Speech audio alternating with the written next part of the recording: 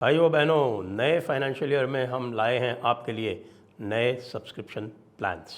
इसमें national plans हैं, international plans हैं। देखिए, हम YouTube का ज्वाइन बटन उपयोग में नहीं लाते हैं, इसलिए हमने ये सब्सक्रिप्शन प्लान्स बनाए हैं जिनसे हम एक कॉर्पस फंड बना रहे हैं जो हमारे राष्ट्रीय और हिंदू हितों में काम लिया जाएगा। और इसमें नेशनल प्लान्स आरंभ होते हैं $100 से और इंटरनेशनल प्लान्स आरंभ होते हैं $5 से। इनके सबके डिटेल्स विस्तार से आपको डिस्क्रिप्शन में मिल जाएंगे, वहाँ जाइए और क्लिक कीजिए। साथ ही हमारे इस अप्रतिम अभूतपूर्व कंटेंट के लिए आप हमें सहायता तो करते ही हैं। ऊपर जो आपको दाहिने हाथ में टॉप पर जो QR दिख रहा है उसको स्कैन करके हमें फाइनेंशियली सपोर्ट करते रहिए, जिससे हम ये अभिनव कंटेंट आपके लिए लाते रहें।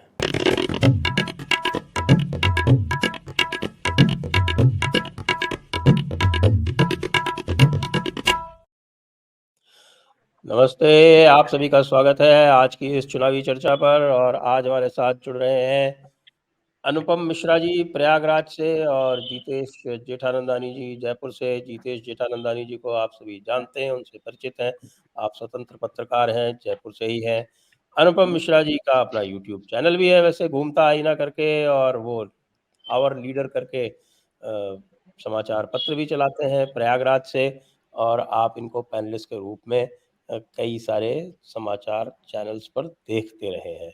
आपका स्वागत है अनुपम मिश्रा जी, आप पहली बार आ रहे हैं जयपुर डायलॉग्स पर, तो मैं आपसे ही Thank you for having me, sir. Thank you. तो उत्तर प्रदेश में चुनाव की सरगर्मी है और 80/80 की बात कही जा रही है। अब 80/80 तो थोड़ी दूर की कौड़ी लगती है, क्या कहते हैं आप? देखिए, आप आज आज जो परिस्थितियां हैं इसको आप 2014 से कंपेयर करिए, बल्कि उससे भी थोड़ा हट के, क्योंकि 2014 में भी अजीत सिंह और जयंत चौधरी आपके साथ नहीं थे। आज वो भी आपके साथ हैं। और 2014 में 5 सीटें समाजवादी पार्टी ने निकाली थी। एक रायबरेली से इनका निकल गया था, सोनिया का, और एक राहुल गांधी का निकल गया था, अमेठी। तो कुल मिला के 80 में 73 सीटें भाजपा के हाथ में लगी थी अपने गठबंधन में। फिर 2019 में आप आते हैं तो एक महागठबंधन आ जाता है, तो फर्क तो डालता है। वो फर्क इस तरह डालता है कि साहब 5 सीटें इस बार सपा को फिर मिलती हैं और बसपा के हाथ भी 10 सीटें लग जाती हैं। अलबत्ता कांग्रेस की जो 2 सीटें थी वो कम होकर 1 हो जाती, क्योंकि राहुल गांधी अमेठी में चुनाव हार जाते हैं। तो इस तरह जो पिछली बार 7 सीटें थी वो बढ़ के 16 हो गई, भाजपा गठबंधन से निकल गई। तो आपके हाथ में कुल मिलाकर ये 16 सीटें हटा दें तो 64 सीटें आपके हाथ में लगी। तो अब कुछ वैसे 2014 जैसा एक माहौल है। मैं अपनी जिंदगी में साहब पहला ऐसा चुनाव देख रहा हूँ जहां पर विपक्ष, आप देखिए जितनी पार्टियां हैं आप पूरे देश में देख लें, वो सब बात करती हैं हमें भाजपा को हराना है। अभी तक एक भी पार्टी ने हमें जीतना है करके नहीं बोला। और देखिए नैरेटिव कैसे सेट होता है कि उन्होंने कह दिया अब की बार 400 पार। अब सारे विपक्षी नेता ये कह रहे हैं देखते हैं कैसे 400 पार जाते हैं। कोई शख्स ये नहीं कह रहा है कि बहुमत नहीं पहुंचने देंगे। हमने तो उद्धव ठाकरे का बयान देख रहे थे, हम 400 पार नहीं जाने देंगे। जिसको देखे 400 पार देखे कैसे जाते हैं। अरे भाई, आप तो सामने वाली की पिच पे जाके एकदम खेलते हैं, आप तो सामने वाले की पिच पे जाके लोटने लगे सीधे। तो मतलब भाजपा नैरेटिव सेट कर रही है और आप उसको सीधे फॉलो कर रहे हैं। तीसरी और आखिरी बात, मैं मानता हूं कि अभी तो कई कई जगह इस तरह की चर्चा भी है कि नरेंद्र मोदी साहब 2029 के चुनाव का प्रचार कर रहे हैं। ये पहली बार मैं देख रहा हूं कि भारतीय जनता पार्टी, क्योंकि मैं हमेशा मानता था कि बीजेपी ओवर कॉन्फिडेंट नहीं होती। ये बात करते हैं 400 पार, पर इनकी नजर रहती है 272 पे। लेकिन जब आप ये आप जो इलेक्शन के पहले इन्होंने बजट पेश किया, तो साहब आप जानते हैं किसी जमाने में वोट ऑन अकाउंट कहलाता था। तो जो चुनावी बजट होता है हमेशा रेवड़ियों से भरा होता है। ये पहला बजट मैं देख रहा हूँ जिसमें किसी को कुछ नहीं दिया गया। ये दिखाता है कि बीजेपी कहीं ना कहीं कॉन्फिडेंट है। हालांकि दिमाग में लगातार वो 2004 का इंडिया शाइनिंग, अटल जी की डिफीट हमेशा एक बीजेपी के जहन पे हमेशा एक साइकोलॉजिकली रिफ्लेक्ट करती रहती है। लेकिन एक अलग कॉन्फिडेंस हमको नजर आ रहा है। मेरा अपना मानना है कि इस कॉन्फिडेंस की वजह जितनी प्रधानमंत्री मोदी और उनका परफॉर्मेंस है, उससे ज्यादा विपक्ष एकदम बुरी तरह बिखर जाना, मैंने ऐसा बिखरा हुआ विपक्ष कभी नहीं देखा। जी, जीतेश जी, जी सर। राजस्थान तो 25/25 2 बार हो चुका है। अब तीसरी बार भी रिपीट होगा या नहीं होगा? क्या स्थितियां दिख रही हैं आपको? देखिए सर, जिस तरह से प्रधानमंत्री की योजनाएं हैं और राजस्थान बॉर्डर से सटा हुआ इलाका है, बाड़मेर, गंगानगर और जैसलमेर के साथ-साथ बीकानेर का एक बॉर्डर है। तकरीबन तकरीबन 1100 किलोमीटर की सीमा यहाँ पाकिस्तान से लगती है। तो यह राष्ट्रवाद की जो बात हम करते हैं या एक नैरेटिव सेट होता है देश में कि राष्ट्रीयता का नैरेटिव जो है देश में, जो भारतीय जनता पार्टी कहती है, तो यहाँ जो आम जनता है, आम आवाम है, वो बॉर्डर से सटा हुआ इलाका है, तो राष्ट्रीयता की बात यहाँ पे चलती है। बाड़मेर के इलाके में जाएंगे तो कभी जसवंत सिंह भी यहाँ जीता करते थे, क्योंकि ये इलाका, बात करें कि यहाँ पर जब प्रधानमंत्री नरेंद्र मोदी आके, हालांकि वो सीट त्रिकोणीय श्रृंखला में फंसी हुई, बाड़मेर वाली सीट, क्योंकि यहाँ पे कैलाश चौधरी के सामने उम्मीदवार आम कांग्रेस के कैंडिडेट हैं जो आरएलपी में थे, और जो निर्दलीय टाल ठोके रविंद्र भाटी जो शिव से विधायक थे, उन्होंने मुश्किलें बढ़ा दी है। लेकिन जब प्रधानमंत्री नरेंद्र मोदी यहाँ पे आके राष्ट्रवाद की बात करेंगे, यहाँ पे धारा 370 की बात करेंगे, यहाँ पे किस तरह से प्रधानमंत्री नरेंद्र मोदी के नेतृत्व में सेना को सशक्त बनाया, और साथ ही किस तरह से सीए यहाँ पे लागू हुआ। यहाँ पे तकरीबन 8 जिलों के अंदर पाक विस्थापित यहाँ पर हिंदू रहते हैं, और किस तरह से वो कैसी नारकीय जीवन वहां पर पाकिस्तान के अंदर जी रहे थे, किस तरह से हिंदुओं के साथ पाकिस्तान के अंदर बर्ताव हो रहा था। तो ये तमाम चीजें जब राजस्थान में आकर प्रधानमंत्री नरेंद्र मोदी करेंगे, तो मुझे ऐसा लगता है कि 25 की 25 सीटें बीजेपी के खाते में जाएंगी। हालांकि अभी मैं आपको बता देता हूँ एक एक करके किन किन सीटों पर संघर्ष फंसा हुआ है। तो यहाँ पर मुझे लगता है कि बाड़मेर का एक सीट है, त्रिकोणीय संघर्ष में है, तो बाड़मेर की सीट में थोड़ी टक्कर है, लेकिन बीजेपी जीत सकती है। नागौर में ज्योति मिर्धा है कांग्रेस के उम्मीदवार, हनुमान बेनीवाल सामने है, वहां पर ज्योति ट्रायंगल मिर्धा होकर, कांग्रेस की नहीं है, ज्योति मिर्धा बीजेपी की उम्मीदवार सॉरी हो गई सॉरी, है। ज्योति मिर्धा बीजेपी की है और हनुमान बेनीवाल आरएलपी से गठबंधन हुआ बीजेपी का। जोधपुर में भी गजेंद्र सिंह शेखावत और करण सिंह उचियाड़ा सॉरी, वो कैंडिडेट है यहाँ पे। करण सिंह सचिन पायलट कैंप से आते हैं, वो भी राजपूत समाज के बड़े लीडर हैं। यहाँ पर भी फंसा हुआ चुनाव है। टोंक में सुखबीर जौनपुरिया जो हैं वो बीजेपी के उम्मीदवार हैं, 2 बार सांसद रहे हैं, लगातार 2 बार सांसद रहे हैं। 10 साल से एंटी इनकम्बेंसी फैक्टर इनके पक्ष में हो, विपक्ष में हो सकता है। तो हरिचंद मीणा को बीजेपी ने टिकट दिया है, कांग्रेस ने टिकट दिया, सॉरी। हरिचंद मीणा जो हैं वो सचिन पायलट गुट से आते हैं, तो ऐसे में यहाँ भी मुश्किलें टक्कर हो सकती है। और सीकर में सुमेकानंद सरस्वती हैं, और सीपीएम से गठबंधन हुआ है। अमरा राम, आपको ध्यान होगा, सीपीएम के नेता है। ओम बिरला और प्रहलाद गुंजल, ये वाली सीट भी ऐसा बता रहे हैं कि आमने सामने की सीट है।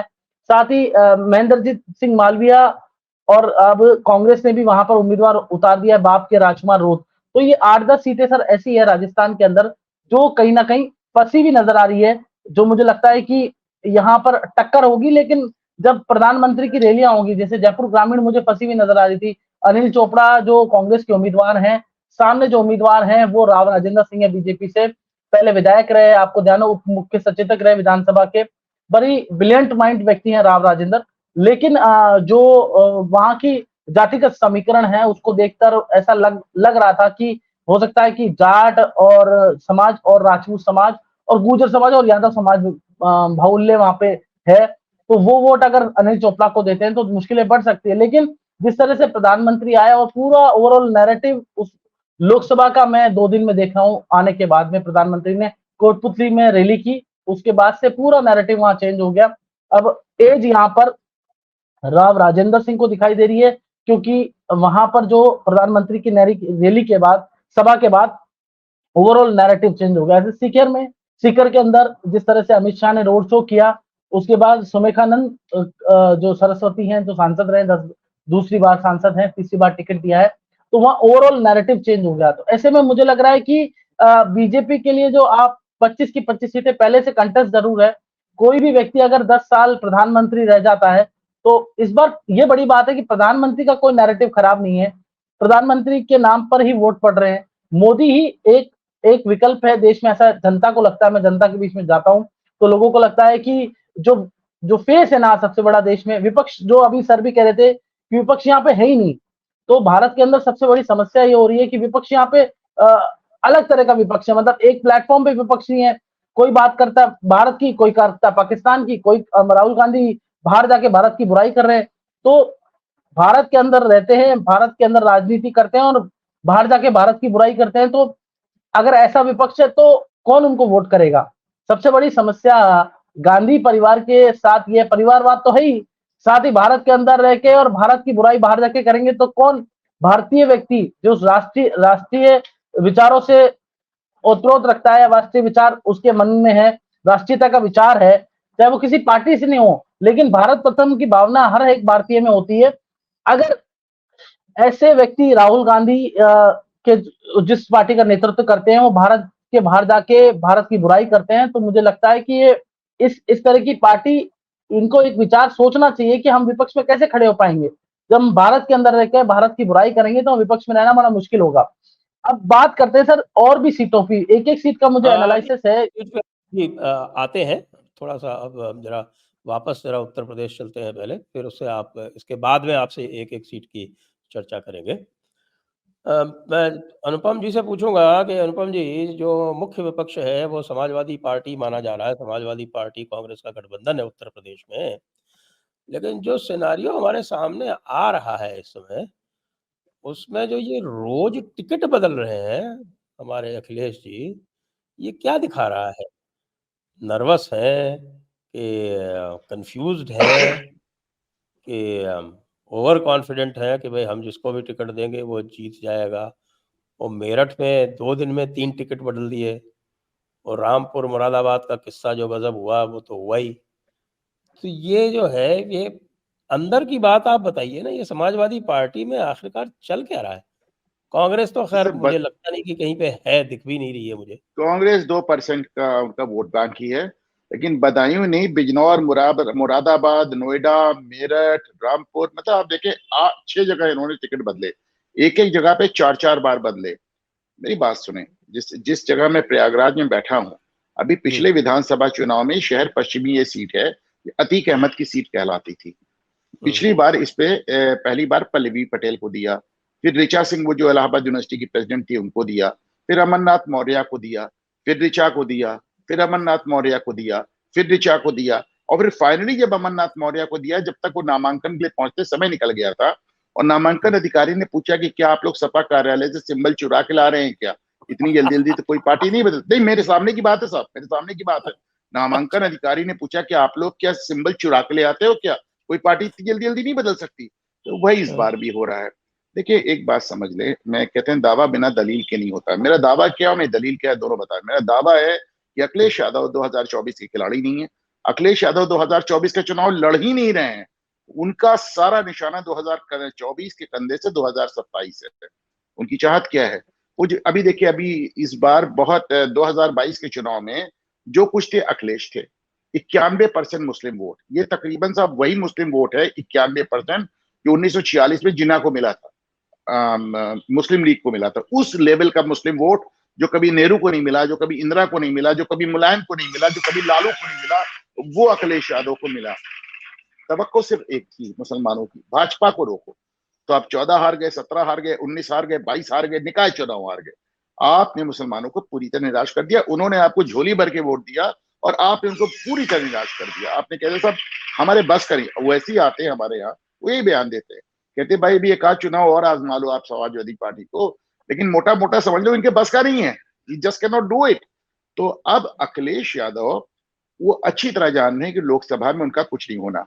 He is bothered about only 2 seats, 2 सीटें उन्हें चाहिए। मैनपुरी से डिंपल जीत जाए और फिरोजाबाद से रामगोपाल यादव के लड़के अक्षय यादव जीत जाए। इस तरह के यहाँ मजाक चल रहा है कि साहब अच्छा देखें, भारतीय जनता पार्टी ने उस इलाके की सारी सीट डिक्लेयर कर दी, केवल 2 सीटों पे अपने कैंडिडेट नहीं डिक्लेयर किए, मैनपुरी और फिरोजाबाद। उनको भी मालूम है कि इनको यही 2 सीटें चाहिए और इसको वो ऊपर से लटका के रखे एक तलवार की तरह कि देखिए इस पे हम आपको क्या देंगे।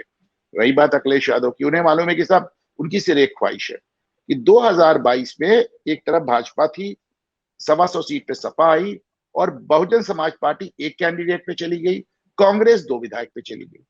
तो यानी कि बस सपा के अलावा पूरा विपक्ष साफ हो गया। अखिलेश यादव की पूरी नीयत ये है कि साहब 2027 के विधानसभा चुनाव तक उत्तर प्रदेश समाजवादी पार्टी के अलावा विपक्ष विहीन रहे, और इसके लिए उनको सबसे ज्यादा जरूरत यह है कि भारतीय जनता पार्टी उत्तर प्रदेश में 80 में से 78 सीट तो जीत ले, मेरी मैनपुरी छोड़ दे और मेरा फिरोजाबाद छोड़ दे। देखिए, उनको हर तरह से फायदा है। मैं बार बार इस बात को कहता हूं कि भाजपा का केंद्र में आना, प्रधानमंत्री नरेंद्र मोदी का प्रधानमंत्री बनना जितने क्षेत्रीय छत्रप है इन सबके फायदेमंद है। जब तक मोदी प्रधानमंत्री हैं, ये मुसलमानों को डरा के धमका के अपने पाले में लाते हैं, चाहे फिर वो ममता बनर्जी हो, चाहे लालू यादव हो, चाहे केजरीवाल हो, चाहे अखिलेश यादव हो। तो आप समझें, मोदी का प्रधानमंत्री बनना इनको सूट करता है। जब तक मोदी प्रधानमंत्री हैं, जब तक भाजपा केंद्र में सत्ता में, एक बात। दूसरी बात, जितने रीजनल छत्रप हैं, स्टालिन से लेके महबूबा मुफ्ती तक, उद्धव ठाकरे से लेके ममता बनर्जी तक, अखिलेश यादव से लेकर लालू यादव तक, इनको केंद्र की राजनीति पे कोई दिलचस्पी नहीं। केंद्र में इनको 4-5 सांसद चाहिए जो खड़े होकर हल्ला मचा सके और जो बिल फाड़ सके, इससे ज्यादा इनको कुछ नहीं चाहिए। ये सब अपने अपने राज्य के मुख्यमंत्री होना चाहते हैं। सारी वंशवादी पार्टियां हैं, डायनेस्टिक पॉलिटिक्स है, पार्टी को प्राइवेट लिमिटेड कंपनी की तरह चलाते हैं और पूरे राज्य को अपना अपना जैसे कहना चाहिए एक अपनी निजी कंपनी, निजी जागीर की तरह चलाते हैं। इन्हें अपने अपने राज्य में मुख्यमंत्री बनना है। तो अखिलेश यादव की पूरी नीयत ये है कि साहब 2027 तक विपक्ष का खाना मेरे सिवा और कोई ना भर पाए, और इसके लिए भारतीय जनता पार्टी जितनी ज्यादा से ज्यादा, मैं आपको आज का एग्जाम्पल दे रहा हूं। मेरठ में आप देखें कि बहुजन समाज पार्टी ने एक त्यागी कैंडिडेट दे दिया। अब आप पूरे पश्चिमी उत्तर प्रदेश में बहुत ढेर सारे त्यागी ब्राह्मण हैं, आप भी जानते हैं साहब, लेकिन किसी भी पार्टी ने एक भी त्यागी को टिकट नहीं दिया। बहुजन समाज पार्टी ने दे दिया। भारतीय जनता पार्टी ने पूरे पश्चिमी उत्तर प्रदेश में वीके सिंह का टिकट कटने के बाद एक भी छत्री को टिकट नहीं दिया। मायावती ने 3 छत्रियों को टिकट दे दिया। तो जाहिर सी बात है उनकी एक अच्छी प्लेसिंग थी।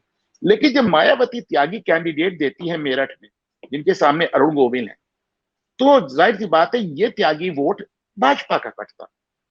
ऐसे में अखिलेश यादव मेरठ का टिकट तीसरी चौथी बार बदल के एक दलित को दे देते हैं। कहते ठीक है, अगर तुम भाजपा का वोट काटोगी तो हम तुम्हारा दलित वोट काट लेंगे। ऐसे उनको वहां देखिए, एक गुज्जर को टिकट दिया था, उसको काट के दलित को दे दिया। कहा कि साहब अगर तुम भाजपा का वोट काटोगे हम तुम्हारा दलित वोट काट देंगे। उनको कुल मिलाकर, और मैं इस बात को कहता हूं, सब नाराज हो जाते हैं, मुझसे कहते हैं कि आपने मेरी सुपारी ले रखी। मैं उनकी क्यों सुपारी ले रखा? लेकिन एक बात आप बताएं, आपकी पूरी हरकतों से नजर आ रहा है आप बसपा को बी टीम कहते हैं। हकीकत यह है कि अगर भाजपा ए टीम है तो आप A+ हो। आप तो सिर्फ 2 सीटों को छोड़कर बाकी, अब तो इस बार मेरा दावा है साहब, मैं कभी चुनावी भविष्यवाणियां नहीं करता, पर मेरा दावा है कि 2014 में अखिलेश यादव 5 सीट जीते, 2019 में महागठबंधन के बावजूद अखिलेश यादव 5 सीट जीते, 2024 में समाजवादी पार्टी की 5 सीट भी नहीं आ रही। ये मेरा दावा है संजय सर। और बीएसपी की? देखिए, बीएसपी ने बहुत अच्छी प्लेसिंग की, इसमें दो राय नहीं है, लेकिन दिक्कत कहां आ रही है? आप पूरा वेस्टर्न यूपी देखने, अखिलेश यादव का वोट बैंक शुरू कहां से होता है? मुस्लिम वोट बैंक को राइड करने के लिए एक बेस वोट चाहिए, जो लालू यादव के पास है यादव, जो समाजवादी पार्टी के पास है यादव। पर पूरे अभी जैसे 8 सीटों पे पहला चरण का चुनाव हो रहा है, एक भी सीट पे आपको यादव वोटर नहीं मिलेगा। शाहजहांपुर से आप आगे जाएंगे, पूरे पश्चिमी उत्तर प्रदेश में आपको यादव वोटर नहीं मिलेगा। तो मुसलमान परेशान है कि साहब हम कॉम्बिनेशन बनाए किससे? पर साइकिल का बटन दबाने की संभल आदत को रखी छोड़ है। के, संभल में मिलता है उनको। संभल को छोड़ के। लेकिन अभी तक जैन चौधरी का भरोसा था कि साहब जैन चौधरी जाट वोट ले आएंगे, अब जाट वोट भी चले गए, तो मुसलमान अकेले क्या करें? लेकिन एक मैं आपको गंभीर बात बता रहा हूं कि इनमें से तमाम सीटें, 20 सीटें, एक दिन कोई दिन इस पे प्रोग्राम रख ले साहब, मैं आपको सीट वाइज आकलन करके डेटा के साथ दिखाता हूं कि तकरीबन 20 सीटें ऐसी हैं जहां पे मुसलमानों को अगर दलितों का साथ मिल गया तो उन्हें कोई जाति, कोई धर्म, कोई वर्ग नहीं चाहिए, ये 20 सीटें वो निकाल देंगे। दिक्कत यह है कि अभी भी मुसलमान बसपा के लिए पूरी तरह मन बना नहीं पाया है। ऐसे में मुस्लिम वोट का विभाजन और भाजपा को फायदा, जाहिर सी बात। जी जी, बिल्कुल सही है। चलिए अब इसके पहले हम जरा सीट बाय सीट थोड़ा सा जयपुर राजस्थान की बात कर लेते हैं जितेंद्र जी से, और उसके बाद फिर यूपी की जो कुछ विशेष सीट्स हैं उन पर आपसे बात करेंगे। सर पहले तो जयपुर से ही बात करते हैं, क्योंकि आप जयपुर विवादों के कारण, जयपुर डायलॉग के विवाद के कारण एक टिकट कट गई। देखिए, जयपुर डायलॉग्स के 2 पैनलिस्ट जो हैं वो खेत हो गए। एक तो देखिए, एक तो सुनील शर्मा जी चले गए, उनको तो जयपुर डायलॉग्स के कारण ही उनका टिकट काटा गया। हाँ, दूसरा, गौरव वल्लभ जो कई बार हमारे यहाँ पैनलिस्ट रह चुके हैं, उन्होंने स्वेच्छा से कांग्रेस छोड़ दी। हमें तो बड़ा आश्चर्य हुआ। तो आपको सर बधाई हो, एक की टिकट कटवा दी, एक को बीजेपी। It's good platform. तो लेकिन जयपुर में तो देखिए, जयपुर में कुछ है नहीं। मैं पूछ लेता हूँ आपसे, जिस सीटों में मुझको डाउट है कि भाई जहाँ कॉन्टेस्ट हो सकता है, उनके बारे में ही बात करते हैं। सर मैं एक-एक पे तो बता दूं, पूरा मेरे पास 25 का 25 का है। नहीं, या आप 25 का पूछ रहे हैं? 25 रहने दीजिए, 25 से बहुत समय लग जाएगा। मैं आपसे पूछता हूँ जिन सीटों पर मुझको डाउट है, जहाँ मुझे लगता है कि कॉन्टेस्ट हो सकता है, बाकी तो नो कॉन्टेस्ट वाली सीटें हैं। तो हम आरंभ करते हैं। सबसे पहले जो चर्चा हो रही है वो है चूरू सीट। तो आप जरा चूरू सीट के बारे में बताइए। तो कसवा जी जो है वो, उनका टिकट काट दिया गया, वो छोड़ के उधर चले गए। देवेंद्र झाझड़िया जो है वो नेता तो है नहीं, खिलाड़ी हैं। तो वहाँ क्या स्थिति बन रही है? सर देखिए, शेखावटी का जो चूरू सीट है वो फंसा हुआ है, क्योंकि जाट पूरा वोट बैंक, जाट के सामने राजपूत हो गया है।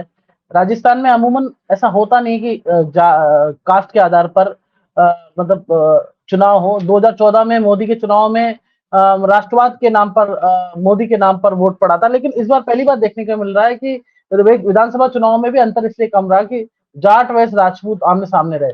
तो क्योंकि राजेंद्र राठौड़ भी चुनाव आ रहे और राहुल कसवा और राजेंद्र राठौड़ की अदावत किसी छुपी हुई नहीं है। तो यहाँ पर जो ये सीट है, पूरे लगभग मैं देख रहा हूँ कि जो देवेंद्र झाझड़िया है उनके खिलाफ एक पर्चे भी वितरित हुए चूरू के अंदर कि झाझड़िया नहीं, देवेंद्र झाझड़िया ये राठौड़ है, मतलब ऐसे करके एक पर्चे वितरित हुए। तो वो उन पर्चों से वो ये दिखाना चाह रहे हैं कि राजेंद्र राठौड़ के कैंडिडेट है। राहुल कसवा के आप पूरे चुनावी अभियान को देखेंगे तो आप गौर करेंगे, ये सामने आएगा कि वो पूरा अभियान है ना, वो राठौड़ के खिलाफ ही बोल रहे हैं। प्रधानमंत्री नरेंद्र मोदी के खिलाफ एक लफ्ज नहीं बोल रहे हैं, जिस तरह से रविंद्र भाटी भी नहीं बोल रहे। रविंद्र भाटी भी नहीं बोल रहे, वो अपनी भाषा बोलते हैं, अपनी जो मारवाड़ी भाषा में भाषण देते हैं, लेकिन प्रधानमंत्री नरेंद्र मोदी के खिलाफ कुछ नहीं बोलते। वो बोलते हैं कि मैं ये काम कराऊंगा, मैं ये कराऊंगा, और वो किसी और के बारे में कुछ नहीं बोलते। इसी तरह से राहुल कसवा कोई भी एक बात प्रधानमंत्री नरेंद्र मोदी के विपक्ष नहीं बोल रहे, वो सारी बात राजेंद्र राठौड़ यानी जाट वैस राजपूत करने की बात कर रहे हैं। क्योंकि वहां जो मतदाता है चूरू के अंदर जाट हैं, मुस्लिम मतदाता बहुत हैं, जो कि कांग्रेस के वो कैंडिडेट है तो उनको पढ़ेंगे ही पढ़ेंगे, जाहिर सी बात है। एससी की मतदाता बड़ी संख्या में। चूरू में बीजेपी के पास विधानसभा चुनाव के अंदर 2 ही सीटें हैं। तो जो विधानसभा जो 8 विधानसभा तकरीबन है वहां पर, तो 2 सीट बीजेपी के पास है। 6 में से सिर्फ दो सीट बीजेपी के पास है। तो ऐसे में बड़ी मुश्किलें ये है और कि बाकी 2 जो है वो आपके हनुमानगढ़ जिले की हैं। हनुमानगढ़ जिले की 2। तो बड़ी मुश्किलें बीजेपी के साथ ये हैं कि यहाँ पर बीजेपी अगर जाट वैस अदर कास्ट हो गई तो बीजेपी यहाँ चुनाव निकाल लेगी। क्योंकि अगर प्रधानमंत्री रैली करते हैं, धारा 370 की बात करते हैं, राम मंदिर की बात करते हैं, क्योंकि यहाँ जो अमूमन जो शेखावटी है वहां बहुत बड़ी संख्या में जो सेना के जवान हैं, वो बड़ी संख्या में इन सैनिक परिवार के लोग यहाँ पे रहते हैं। सेना के जवान यहाँ मतलब सैनिक बहुत बड़ी संख्या में है यहाँ के रहने वाले शेखावटी इलाके में, इसमें झुंझुनू, चूरू, सीकर और नागौर, ये जो 4 जिले हैं राजस्थान के शेखावटी बेल्ट के, यहाँ पर बड़ी संख्या में जो सेना, झुंझुनू में तो आप देखिए एक परिवार छोड़ के दूसरा परिवार सैनिक परिवार है। तो ये जो जब प्रधानमंत्री नरेंद्र मोदी यहाँ रैली करेंगे तो मैं कह पाऊंगा कि सीट निकल रही है, निकल रही। फिलहाल ये सीट फंसी हुई है, बीजेपी के लिए मुश्किलें बनी हुई है। अगर जाट वैस अदर जाति होगा तो यहाँ पर देवेंद्र झाझड़िया जीतते, नहीं तो अभी एज राहुल कसवा की तरफ दिखाई दे रही है। बात करते हैं झुन्नू सीट की। झुन्नू भी यहाँ पर कंटेस्ट में फंसी हुई सीट है, क्योंकि जो बीजेपी ने उम्मीदवार बनाया है वो यहाँ पर विजेंद्र ओला से कम देखा जा रहा है जो बीजेपी का उम्मीदवार है। अब ऐसे में ये झुन्नू जो सीट है वो भी फंसी हुई सीट है, क्योंकि यहाँ पर भी विधानसभा चुनाव के अंदर बीजेपी के पास सिर्फ 2 सीटें हैं। ऐसे झुन्नू सीट में भी राजपूत वेस्ट जाट समाज हो रहा है। ये विजेंद्र ओला शीशराम ओला के लड़के हैं। शीशराम ओला कद्दावर जाट नेता राजस्थान के रहे, शेखावटी के। ऐसे में जाट वर्सेस राजपूत क्यों हो रहा है? दोनों ही जाट है ना, चूरू में भी दोनों जाट है, यहाँ भी दोनों जाट है। नहीं, लेकिन सर जो चूरू के जो झुन्नू के जो उम्मीदवार है शुभकरण चौधरी, उनके साथ जो अभी प्रचार कर रहे हैं रतन नवलगढ़ के एमएलए, वो राजपूत हैं। तो इसे में राजपूत जाट के साथ प्रचार कर रहा है शुभकरण चौधरी के साथ में। ऐसे में वहां दिक्कत ये हो रही है कि जो सारे जाट है वो यहाँ पर जो विजेंद्र ओला है उनके पास ट्रांसफर हो रहे हैं। और विजेंद्र ओला की छवि ऐसी है कि डाउन टू अर्थ है, और उनके घर में आप बेडरूम तक एंट्री कर लेंगे। और सचिन पायलट खेमे के आते हैं। सचिन पायलट वहां गुजरों के भी वोट है कुछ इलाकों में, तो जो खेतड़ी वगैरह में गुजरों के वोटों सर आपको ध्यान होगा। तो ऐसे में अब दिक्कत ये है कि सर ये सीट भी कंटेस्ट में, लेकिन मुझे लगता है कि जब प्रधानमंत्री की रैली होगी यहाँ पर, जब बात धारा 370 की होगी, जब सेना को सशक्त बनाने की होगी, जब राम मंदिर की होगी, तब ये सीट मुझे लगता है निकल जाएगी मार्जिन नहीं, लेकिन ज्यादा अंतर नहीं आएगा। मार्जिन बीजेपी का पिछली बार से। देखिए जितेश जी, इसमें एक दिक्कत ये है कि 2019 में भी ये जो जाट बाहुल्य सीटें हैं ना, उनकी इसी प्रकार की विवेचना हो रही थी, और उसमें सभी में किसी में भी 1.5 लाख से कम का मार्जिन नहीं रहा था। बीजेपी जो है सब बम्पर से जीती थी। तो अब ये कैसे चलेगा, वो तो खैर बाद में देखते हैं। तो सर लेकिन 19 और 24 में 2014 और 2019 में बिल्कुल जाति बेसिस पे वोट नहीं पड़ा था। ये मुझे अच्छी तरह से हाँ, ध्यान है।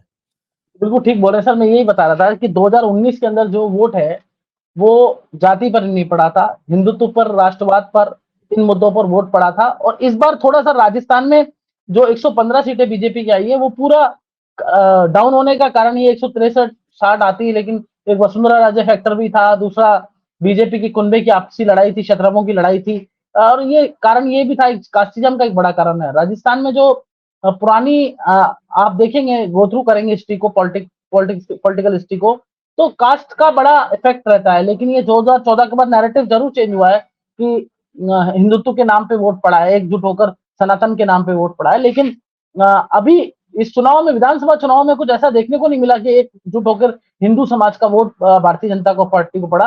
कहीं ना कहीं कास्ट आधारित वोट पड़ा, क्योंकि भारतीय जनता पार्टी ने भी टिकटें ऐसे ही वितरित की कास्ट आधारित। और राजनीतिक दल तो कास्ट आधारित ही राजनीति करते हैं। तो सर ये मुझे लगता है ओवरऑल कि यहाँ पर जुन्नू सीट भी दिक्कत में है। और सर जुन्नू के बाद एक नागौर सीट है, नागौर। सर नागौर के अंदर क्या है, मुझे लगता है कि ओवरऑल ज्योति मिर्धा और हनुमान बेनीवाल, हालांकि वहां जो दोनों जाट कैंडिडेट हैं, तो दोनों से एससी और जनरल बेहद मतलब निराश सा रहता है, क्योंकि दबाते हैं जाट समाज के लोग, ऐसा वहां का लोगों का नैरेटिव है जो मैंने लोगों से सुना। जबकि ऐसा पता नहीं होता है नहीं होता, मुझे नहीं पता, लेकिन वहां के लोगों का, स्थानीय निवासियों का ये कहना है कि जाट समाज के लोगों से वो थोड़ा सा निराश से रहते हैं। लेकिन मुझे लगता है कि हार्ड कोर जाट की छवि हनुमान बेनीवाल की है, और ज्योति उससे सॉफ्ट है, उनके हनुमान की अपेक्षा ज्योति सॉफ्ट है। तो मुझे लगता है कि यहाँ पे टक्कर तो है, लेकिन ज्योति एज ले जाएगी और ज्योति चुनाव जीतेगी, ऐसा लगता है मुझे। अभी टक्कर है फिलहाल की। एक और बता दीजिए कॉन्स्टिट्यूंसी, ये जो सबसे कम वोटों से 2014 में भी जीती गई थी, दौसा अकेली कॉन्स्टिट्यूंसी थी जहाँ, नहीं दौसा नहीं थी, वो करौली धौलपुर सीट थी। वो 85,000 का मार्जिन था 2014 में, और 1 लाख से थोड़ा ज्यादा था 2019 में। दोनों चुनावों में सबसे कम मार्जिन से बीजेपी यहाँ जीती थी। इस बार क्या रहेगा? सर ये क्या है, इंदू देवी को उतारा है बीजेपी ने, और वसुंधरा राजे कैंप के मनोज राजौरी की टिकट काट के इंदू देवी जाटव को टिकट दिया है। भजनलाल जाटव पहले मंत्री रहे हैं कांग्रेस सरकार में, वो उतरे हैं। तो ये सीट है, इसमें भी बीजेपी को बड़ा मुश्किलें आ सकती है, क्योंकि विधानसभा चुनाव के हिसाब से देखें तो बीजेपी के पास करौली के अंदर सीटें हैं, 1-2 सीटें, और एक सीट वहां पे, तो 2-3 सीटें बीजेपी के पास विधानसभा चुनाव के लिहाज से है। पूरे लोकसभा की गणित में जाटा वोट बैंक बीजेपी से नाराज है, मीणा नाराज है। तो बीजेपी अगर जाटों पे काम करेगी तो बीजेपी आज जाटों पर, सॉरी एससी पर काम करेगी तो नाराज है। ये क्या सर, एससी में भी 2-3 कास्ट है।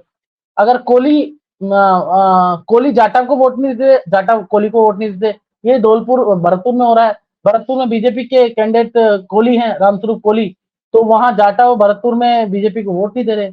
यहाँ जाटव आ गई तो यहाँ कोहली वोट नहीं देंगे। तो ये बड़ा जो सीट है ना ये लोकसभा की, पिछली बार भी कम मार्जिन से जीती थी 2014 में, जैसा आपने बताया कि 85,000 करीब जीती थी। तो ये मार्जिनल सीट है यहाँ पर, मतलब बड़ा टक्कर का सीट है। और ऐसी ही सीट है एक दौसा है सर, दौसा में भी यही कम मार्जिन से पिछली बार करौली धौलपुर के बाद दौसा से जीते थे। दौसा मीणा क्षेत्र है, मीणा गुजरों का दबदबा वाला क्षेत्र है। यहाँ पर सर कन्हैयालाल मीणा को उतारा है। यहाँ पर लड़ाई चल रही थी जसकौर मीणा की, बीजेपी कह रही थी कि जसकौर मीणा की लड़की को देंगे, कुछ लोग कह रहे थे जसकौर मीणा की लड़की को दो, कुछ कह रहे थे करोड़लाल मीणा के भाई को दो। तो करोड़लाल मीणा के भाई को भी दी, जसकौर मीणा की लड़की। इस बीच में कन्हैयालाल मीणा जो बस्ती से पहले विधायक रहे, 2 बार 3 बार विधायक रहे, 1-2 बार हारे भी हैं, उनको उठा के चुनाव लड़ा दिया। सीधे साधे आदमी है। अब सामने मुरारीलाल मीणा है जो कि कद्दावर नेता है, 3-4-5 वहां की विधानसभाओं में तो चुनाव लड़ चुके हैं वो। थोड़ा भीम से भी एमएलए रहे हैं, दौसा से भी रहे हैं, एक जगह से और रहे हैं, 3 विधानसभा से तो चुनाव लड़ चुके हैं। पिछली बार उनकी वाइफ चुनाव लड़ी थी, 1 लाख करीब वोटों से ही हारी थी लोकसभा से। और वो सचिन पायलट कैंप से आते हैं। दौसा में अगर मीणा गुजर पैक्ट होता है तो बीजेपी के लिए मुश्किलें बढ़ सकती है। तो ये सीट भी कंटेस्ट में है। लेकिन यहाँ पे भी जब प्रधानमंत्री नरेंद्र मोदी प्रचार करेंगे और यहाँ पर अगर करोड़लाल मीणा बीजेपी के पक्ष में काम करते हैं तो जाहिर सी बात है ये सीट भी निकल जाएगी। जो 4-5 सीटें इसमें टोंक सवाई माधोपुर भी है, ये भी मीणा गुजर बाहुल्य सीट है। यहाँ पर सुखबीर जौनपुरिया को बीजेपी ने उतारा है। और जो नवनारायण मीणा के वो क्या नाम है, मीणा जो डीजीपी रहे हैं, उनको यहाँ पर उतारा है, नवनारायण मीणा के भाई को, सॉरी सर क्या नाम है उनका, डीजीपी जो रहे नवनारायण मीणा के भाई को, हरिचंद मीणा को, हरिचंद मीणा को यहाँ पे उतारा है। जो सचिन पायलट गुट से आते हैं वहां पे भी गुजर और मीणा पैक्ट है। तो गुजर मीणा अभी सुखबीर जौनपुरी से कुछ गुजर नेता नाराज बताए जा रहे हैं, भारी गुजर बता रहे हैं। ऐसे में ये सीट भी फंसी हुई है। लेकिन मुझे लगता है एज पे आके ये सीट भी जीत जाएगी बीजेपी। तकरीबन तकरीबन सब सीट तो मुझे निकलती हुई नजर आ रही है बीजेपी की 25 की 25। लेकिन सर एक सीट पे मुझे भी अभी संशय नजर आ रहा है, वो है बाड़मेर और जैसलमेर, और ये धौलपुर और करौली और ये दौसा। ये 3 सीट मुझे कंटेस्ट में नजर आ रही है, एक चौथी चूरू। तो ये 4-5 सीटें जो कंटेस्ट में हैं, इनमें आबो हवा जब बदलेगी, जब समय परिस्थिति काल के अनुसार, जब मोदी जी यहाँ प्रचार करेंगे, प्रधानमंत्री यहाँ प्रचार करेंगे, तो मुझे लगता है कि यहाँ जो नैरेटिव ओवरऑल चेंज होगा। अभी फिलहाल की स्थिति में जितने भी पत्रकार हैं, पत्रकार साथी हैं, वो ये बता रहे हैं कि भाई ये सीट टक्कर में है। लेकिन समय परिस्थिति काल के अनुसार ये तीनों चारों सीटें। सर एक बड़ी खबर ये भी है कि ओम बिरला भी अब टक्कर में आ गए। मैंने सुनने में आया है कि जो स्पीकर है वो, उनकी भी नींद खराब कर दी है, क्या नाम है, प्रहलाद गुंजल ने। लेकिन वही है कि मैं आपसे सहमत नहीं हूँ। वो फालतू का जो है हवाबाजी कर रहे हैं लोग बाग, जिससे जो है टीआरपी बढ़ ही रहे। अगर आप अगर एक तरफा कर देंगे सब तो फिर टीआरपी कैसे चलेंगी। वैसे सर ओम बिरला चुनाव देखिए, मैं बाड़मेर 4 साल रहा हूँ, बाड़मेर की नस नस जानता हूँ। वहाँ कुछ नहीं होना। जसवंत सिंह भी चुनाव हार गए थे वहां से। ये बेचारा भाटी कहाँ लगता है, जसवंत सिंह के स्टेचर का है क्या। सर मैं आपको बता दूं, रविंदर भाटी तो सिर्फ हवाबाई नेता है, कुछ नहीं है। सोशल मीडिया पे 4 वीडियो क्लिप्स डाल के और ये रील्स बना के इस तरह का नेता है। मुझे लगता है रविंदर भाटी की जमानत जब्त होगी, आप देख लेना। आज जो रैली थी, गारंटी के साथ कह सकता हूँ बाड़मेर की, मैं वहां नहीं सर, मैं रविंदर भाटी को मैं भी फॉलो कर रहा हूँ। उन्होंने निर्दलीय जिस तरह अब तक परफॉर्म किया है, मैं मान सकता हूँ कि उनकी जमानत जब्त होगी, पर कहीं वो हार का कारण भी ना बन जाए। नहीं बन सकते, मैं बता रहा हूँ ना। मैं बाड़मेर में 2.5 साल डिस्ट्रिक्ट मजिस्ट्रेट रहा हूँ और 1.5 साल में वहाँ एडिशनल डिस्ट्रिक्ट मजिस्ट्रेट रहा हूँ। वहाँ लोग इस तरह से वोट करते नहीं है।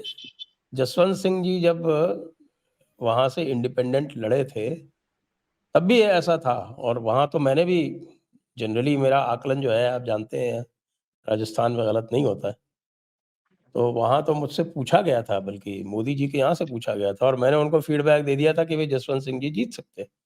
तो उन्होंने अपनी सभा कैंसिल कर दी थी वहाँ से। बाद में फिर वसुंधरा राजे ने उनको पीछे पड़ के वो सभा तो रखवाई, लेकिन वो अकेला आज तक का लोकसभा में रिकॉर्ड है। लोकसभा चुनाव की कैंपेनिंग में ये 3री कैंपेनिंग हो रही है, और रिकॉर्ड है मोदी जी का कि बालोतरा में वो सभा रखवाई गई थी, उसमें वे केवल 15 मिनट बोले थे। लेकिन जसवंत सिंह जी हार गए और अच्छे खासे मार्जिन से हार गए। अच्छे खासे मार्जिन से हार गए। तो बाड़मेर में कुछ नहीं होगा, बाड़मेर में वो हार का कारण भी नहीं बनेगा, क्योंकि एक तो वहाँ भी जो है ना ये कैंपेन चलेगी। ये ज़रूर होगा कि फिर ज़मानत अगर इसका चुनाव चढ़ा, तो ज़मानत जो है वो कांग्रेस के कैंडिडेट की जब्त होगी।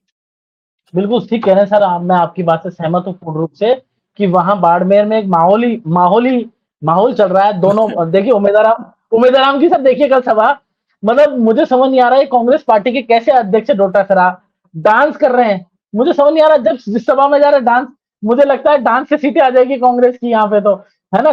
दो कैंडिडेट तो इनके भाग गए, दो कैंडिडेट बोल रहे हैं हम चुनाव नहीं लड़ना चाहते थे, हमें जबरदस्ती टिकट दे दी, एक कैंडिडेट भाग गया, फिर तीसरा कैंडिडेट भी कह रहा है कि मैं लड़ना नहीं चाहता, जबरदस्ती टिकट दे दी। ये थोप रहे हैं।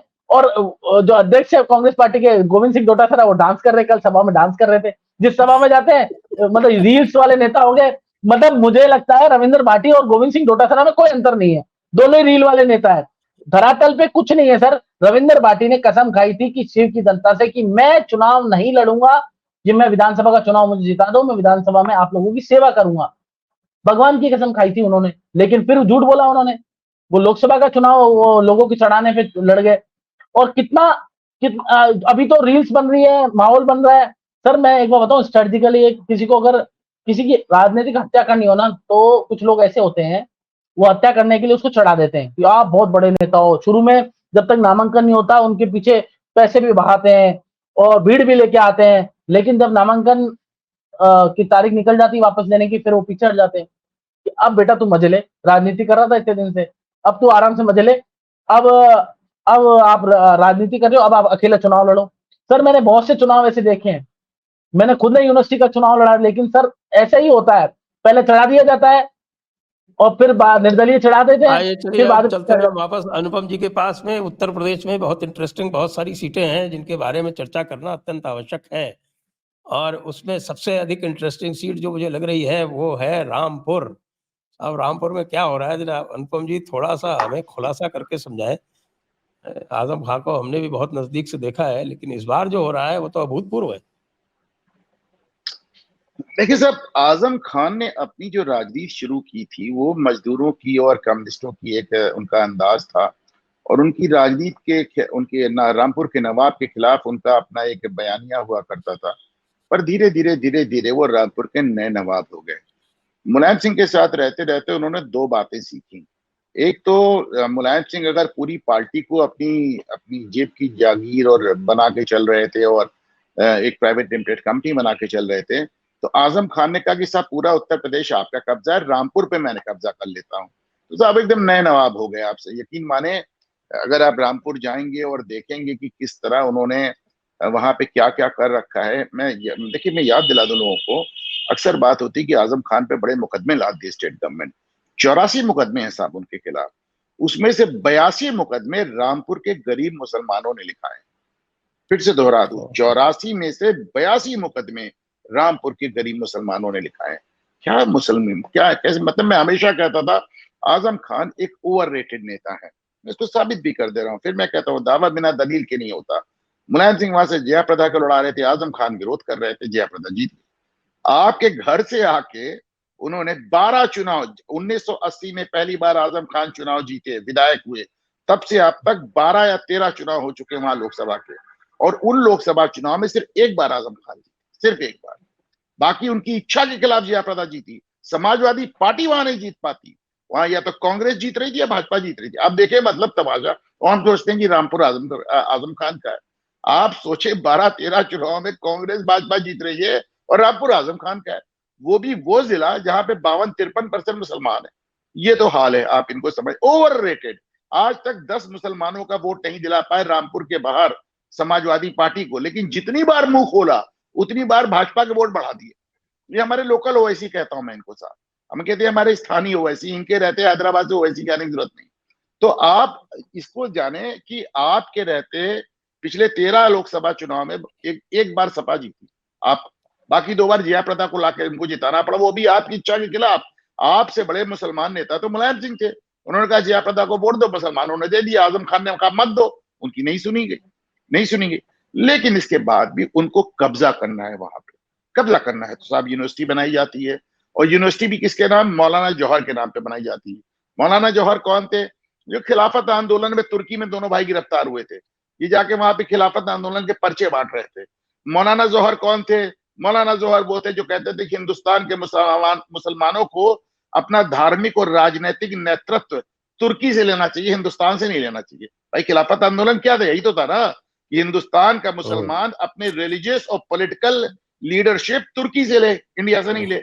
मौलाना अली जौहर उसके उसके चैंपियन थे मौलाना दोनों भाई। मोहम्मद अली जौहर ने, अनुपम जी ये भी याद दिला दूं कि उन्होंने ये कहा था कि मुझको हिंदुस्तान में ना दफनाया जाए, और दफनाए और भी नहीं गए, वो विदेश में दफनाए और गए। जेरूसलम में दफनाए गए थे, जेरूसलम में दफनाए गए थे। उन्होंने ये भी कहा था महात्मा गांधी के लिए, गिरे से गिरा मुसलमान, मेरा दीन ये कहता है कि गिरे से गिरा मुसलमान मिस्टर गांधी से बेहतर है मेरे लिए। नहीं नहीं, उन्होंने सर पूरा बयान बता दो। उन्होंने कहा महात्मा कि गांधी जी बहुत अच्छे इंसान हैं और काफिरों के बीच में तो एकदम फरिश्ता समान है, लेकिन चूंकि मुसलमान नहीं है इसलिए गिरे से गिरा जो मुसलमान होगा गांधी जी के नंबर उससे बाद आएगा। और वो फिलॉसफी आज भी चल रही है। अभी आपने देखा जाकिर नाइक ने ये बात रवीश कुमार के लिए कही, कहता रवीश कुमार बहुत अच्छे इंसान है और मुझे लगता है कि साहब अगर ये इस्लाम कबूल ले तो कम से कम जन्नत तशरी हो जाएंगे, वरना इतना अच्छा इंसान जहन्नुम में चला जाएगा क्योंकि इस्लाम तो कबूल ही नहीं किया। तो वहां लेकिन तो एक ही शर्त है। हाँ, एक कंसेशन दिया था कि वो जो सबसे निचली वाली जन्नत जहन्नुम होगा ना, सबसे निचली वाली जो दोजख होगी लेकिन होगा उसमें जहन्नुमी, होगा जहन्नुमी, होगा जहन्नुमी, होगा लेकिन जहन्नुम। सबसे नीचे तो वो अब मौलाना जौहर से लेके जाकिर नाइक तक और महात्मा गांधी से लेके रवीश कुमार तक बयानिया तो वही रहा ना साहब, उसमें कहीं कोई चेंज हो तो बताएं आप। तो आजम खान का अपना एक अंदाज है, लेकिन मुलायम सिंह का भी एक वो था कि उनको हैंडल कर लेते थे। अच्छा, आजम खान इस कदर मतलब मैं तो इतनी बदजुबानी मैंने कभी सुनी नहीं। कभी वो जया प्रदा की अंडरवेयर की बात करते थे, उधर तो मुलायम सिंह को समाजवादी पार्टी में रहते हुए हिंजड़ा कह दिया, मन से कहा कि मुलायम सिंह सियासी हिंजड़े हैं। वो तो अखिलेश को कुछ भी कह देते थे, वो तो सबको एक लाइन से धोते। आजम खान पहली बार मुझे अभी तक याद है चर्चा में आए थे जब उन्होंने भारत माता को डायन कहा था। उन्होंने कहा भारत माता डायन है जो मुसलमानों को चुन चुन के खा रही है। उसके बाद उन्होंने उसको डिफेंड भी किया कि साहब मैंने जो कहा वो सही कहा। मुलायम सिंह को ऐसे लोग बहुत पसंद थे, मुलायम सिंह ने उनको अपने सर माथे बैठा लिया। आजम खान का आप इस तरह समझ लें, फिर से कह रहा हूं लोकसभा का रिकॉर्ड देख लें। नंबर 2, आप आजम खान अखिलेश यादव के पांव का, अब वो बात कह रहा हूं जिसको लेके अखिलेश मुझसे बहुत नाराज है। मैंने कहा आजम खान, मैंने इस बार पिछली बार टीवी पे कहा था, समाजवादी पार्टी के प्रवक्ता मनोज यादव ने लाइव टीवी पे मुझसे कहा हमारी सरकार आने दीजिए, 200 मुकदमे करूंगा आपके खिलाफ, मैं आपको भेज दूंगा क्लिप, मैंने ट्वीट किया। हाँ, मैंने कहा था आजम खान अखिलेश यादव के पांव का वो काटा है जिसको न्यायपालिका ने निकाल दिया, और अखिलेश यादव खुश कोई नहीं, क्योंकि वो खुद नहीं निकालना चाहते थे। 2.5 साल जेल में पड़े, अखिलेश एक बार मिलने नहीं गए। आप देखें तो अच्छा, आजम खान ने कहा कि साहब एसटी हसन का टिकट काट दो, उन्होंने एसटी हसन का टिकट काट दिया, रुचि वीरा को दे दिया। फिर एक चिट्ठी जारी हो जाती है जिससे पता चलता है कि रुचि वीरा का काट के उन्होंने फिर एसटी हसन का कर दिया था। वो अलग बात है कि ST Hasan by the time वहां पहुंचे तब तक नामांकन समय चला गया था। यानी अखिलेश यादव ने फाइनली इतनी हिम्मत दिखाई कि आजम खान को उनकी हैसियत बता दी। दूसरी बात, जो मौलाना नदवी जिनको उन्होंने भेजा है, सब पार्लियामेंट स्ट्रीट पे जो मस्जिद है जिसमें तमाम विदेशी डिग्नेटरीज आके नमाज पढ़ते हैं, तो सब मौलाना नदवी वहां के नमाज, अच्छा नजीब जंग से लेकर ये हामिद अंसारी से लेकर फिरंगी महली से लेकर दुनिया भर के मुसलमान इनकी पैरवी कर रहे थे। अखिलेश यादव ने इनको मना कर दिया कि साहब आजम खान ने आपके लिए तैयार नहीं है। लेकिन फाइनली अखिलेश यादव ने फाइनली कुछ गट्स दिखाया और आजम खान की इच्छा के खिलाफ जाके वहां पे मौलाना नदवी को दे दिया। अब आप देखिए, आजम खान के उनका जो जिला यूनिट है, जिला अध्यक्ष के उसमें नेतृत्व में डिक्लेयर कर देता हम चुनाव ही नहीं लड़ेंगे। वो चुनाव ही लड़ने से कमाल हो रहा है साहब कि राष्ट्रीय नेतृत्व कह रहा है हम टिकट भेज रहे हैं, वो कह रहे हैं हमको चुनाव ही नहीं लड़ना है। तो आजम खान का ले दे के उनकी दो इच्छाएं, एक हमारा आजम उस पर रामपुर पे कब्जा रहे, दूसरी है कि साहब हमारा तो हो गया जितना होना था। उमर अब्दुल्ला जो उनके साहबजादे हैं और जो तेवरों में उनसे भी 2 कदम आगे हैं, वो उनको अब सेटल करना चाहते हैं। दिक्कत यह है कि मुकदमे ऐसे हो गए हैं, फैसले ऐसे हो गए हैं, आजम खान भी जेल में, पत्नी भी जेल में, बेटा भी जेल में। अब तो ये तो मतलब योगी सरकार में कमाल ही हो रहा है। मतलब कभी किसी ने सोचा नहीं था कि ये भी दिन देखने में आएंगे। उनकी यूनिवर्सिटी तोड़ी जा रही। देखिए आप लोग कहते हैं आजम खान के साथ बड़ी ज्यादती हो रही। अभी मैंने गिना 84 में से 82 मुकदमे गरीब मुसलमान। आपने अक्सर सुना होगा आजम खान कहते हैं साहब मुझ में बकरी चोरी का मुकदमा लगा, क्या मैं बकरी चुरा सकता हूँ? देखिए मुकदमा कैसे लगा साहब, आप कलेक्टर रहे, आप जान आजम खान गए, लोगों के घरों को गिरा के उन्होंने कब्जा कर लिया और अपने साथ ट्रक ले जाते थे इनके आदमी, और वहां पे लोगों के जो मवेशी होते थे उसको ट्रक पे लाद के जंगल में छोड़ देते थे। तो जब मुकदमा दर्ज होता था तो घर गिराना, बलवा करना, तोड़फोड़ करना, उसके साथ यही हो जाता था, मवेशी उठा ले गए तो क्या था, मेरे खिलाफ बकरी चोरी का मुकदमा उसको बना दिया। अरे बताओ यार, मुकदमा तुम्हारे खिलाफ कब्जा था, जमीन कब्जे का था। आपके यहाँ खुदाई होती है तो नगर निगम की सफाई मशीन 20 फुट गहरी मतलब खोदी हुई दबाई हुई मिलती है। आपकी दीवारें तोड़ी जाती हैं तो उसमें बाकायदा पेटियों में बंद नायाब किताबें मिलती हैं जिनको आप पुस्तकालयों से चुरा के आप अपने यहाँ अनारकली की तरह चुनवा दिया। मतलब मेरी एकदम समझिए, मैं एक बात मानता हूं कि योगी आदित्यनाथ पहले ऐसे मुख्यमंत्री हैं, मैं फिर से कह रहा हूं, इतने भाजपा के मुख्यमंत्री रहे, पहले ऐसे मुख्यमंत्री जिन्होंने आजम खान का ब्लफ कॉल किया, कितने बड़े नेता हो, चलो हम तुमको देख ही लेते हैं, तो विधायकी भी हरा दी, सांसदी भी हरा दी, जेल भी भेज दिया, इनको भी भेज दिया, पत्नी को भी भेज दिया, लड़के को भी भेज दिया। और जो आजम खान कहते थे कि हमको हाथ लगाओगे तो रामपुर जल जाएगा, रामपुर में पटाखे छूट रहे थे साहब इनके। और साहब बता, सेवैयां बटी साहब, मिठाइयां बटी इनकी गिरफ्तारी पे, तो जो कहते थे मुझे छूओगे तो रामपुर जल जाएगा। सर जिसको ये चाहा बताएं, मिट्टी में ये मिला जो दिया। ये बताएं कि ये जो उपचुनाव हुआ था उसमें जो 5 सेगमेंट है असेंबली सेगमेंट रामपुर के, उसमें जो रामपुर खास सेगमेंट है उसमें 32% ही वोट क्यों पड़े? 32% वोट साहब इसलिए पड़ा, जैसे इसको आजम खान इसको इश्यू बनाते हैं, लेकिन पहली बात आप निकालिए उसमें हाईएस्ट परसेंट वोट कितना पड़ा। जब आजम खान जीते थे तो भी तो 36, 38, 40% ही पड़ता था ना, उन्हें कहीं 50% ढका क्या? पहली बात। दूसरी बात, आजम खान ने वहां पे तमाम लोगों को टेरराइज कर रखा था, ये ऐसा वैसा वैसा, लोग आजम खान को वोट नहीं डालना चाहते थे, लोग भाजपा को भी वोट नहीं डालना चाह रहे थे मुसलमान, पर निकलेंगे नहीं साहब, देंगे ही नहीं। मैं हमेशा कहता हूं कि जो सबसे बड़ा नुकसान होता है समाजवादी पार्टी या किसी का भी, जब मुसलमान हतोत्साहित होता है, हतोत्साहित होता है तो उसका वोटिंग परसेंटेज गिर जाता है। और जब मुसलमान उत्साह में होता है तो आपने 6 बजे से देखा होगा वो कैसी वो सबसे आगे जाके कतार में खड़ा हो जाता है और लंबी लंबी आपको कतारें नजर आती हैं।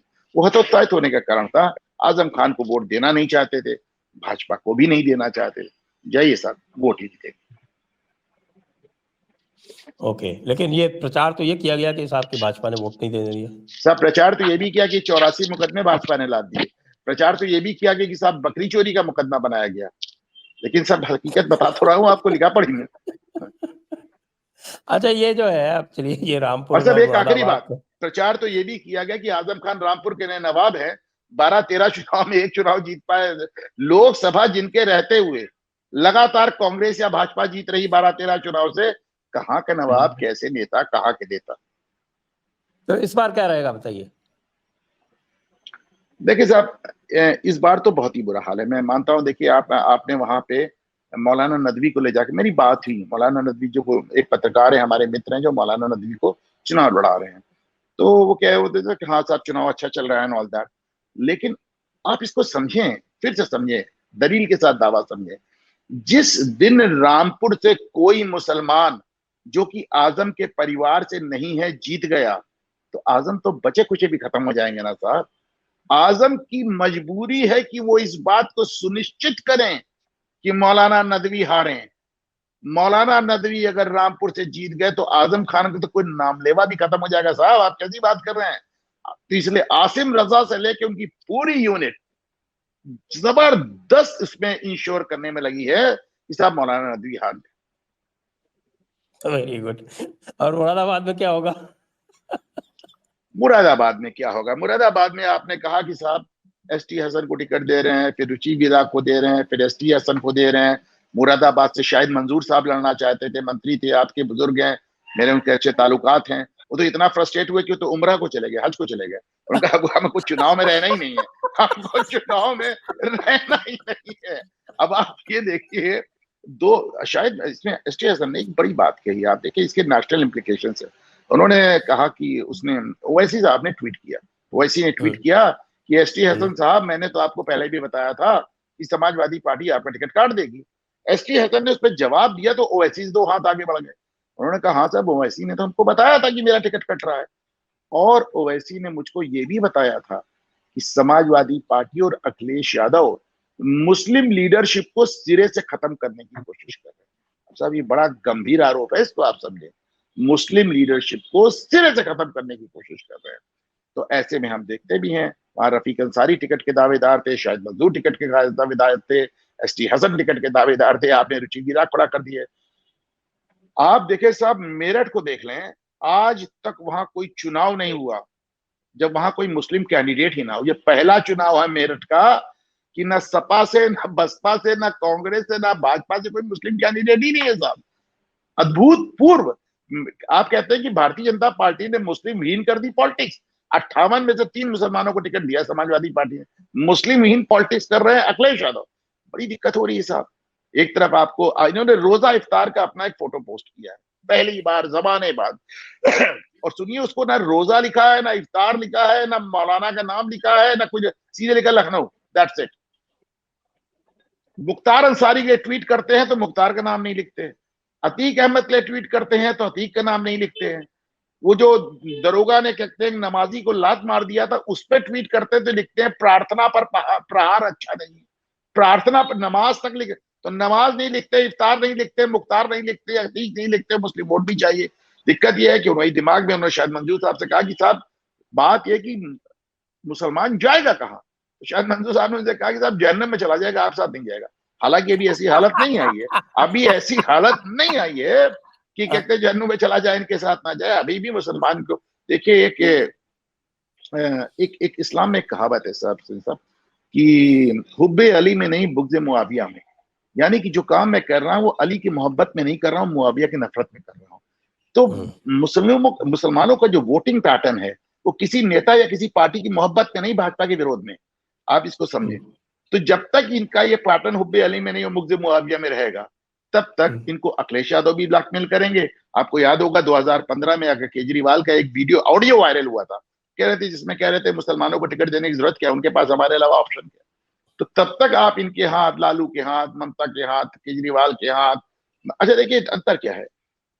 ऐसा कौन सा, उस दिन योगी आदित्यनाथ ने, मुख्यमंत्री योगी आदित्यनाथ ने अखिलेश यादव के सामने चैलेंज रखा था उसमें विधानसभा में, कहा साहब 16 से 18% मुसलमानों को 34% घर दिए हमने, अब आप बताइए। अखिलेश बैकआउट कर गए, उनको मालूम था। तो ऐसी कौन सी सुविधा है जो मुसलमानों को नहीं मिल रही है। लेकिन क्या सुविधा नहीं मिल रही, मैं बताता हूं। जब मुलायम सिंह कहते थे कि मुसलमानों को कट्टा रखने का हक है, वो कोई और नहीं कहता, वो कोई और नहीं कहता, वो कोई कह भी नहीं सकता। जब मुलायम सिंह यहाँ पे इलाहाबाद में आते थे और अतीक अहमद को अपने मंच पे खड़ा करके कहते थे अतीक अहमद गंगा मैया के बराबर पवित्र है, ये कोई और नहीं कह सकता। तो ये जो बातें हैं, मुसलमान उसको मिस कर रहा है। वो अपना एक इमोशनल बैकिंग मिक्स कर रहा है, जहां पे मुख्यमंत्री खड़ा होकर कहता था कि उनको कट्टा रखने का हक है, जहां पे मुख्यमंत्री खड़ा होकर कहता था लड़के हैं, लड़कों से गलती हो जाती है। जी, तो चलिए अब समय हो गया है। हम आज की चर्चा बड़ी अच्छी रही, बड़ी रोचक रही। तो अभी तो परवान चढ़ा है, अभी तो 2 राउंड के ही पूरे नॉमिनेशंस हुए हैं। देखते हैं आगे क्या चलता है। आप सभी दर्शकों को बहुत-बहुत धन्यवाद। जितेश जी, अनुपम जी, आपको भी बहुत-बहुत धन्यवाद। जय हिंद, है। जय भारत, वंदे मातरम।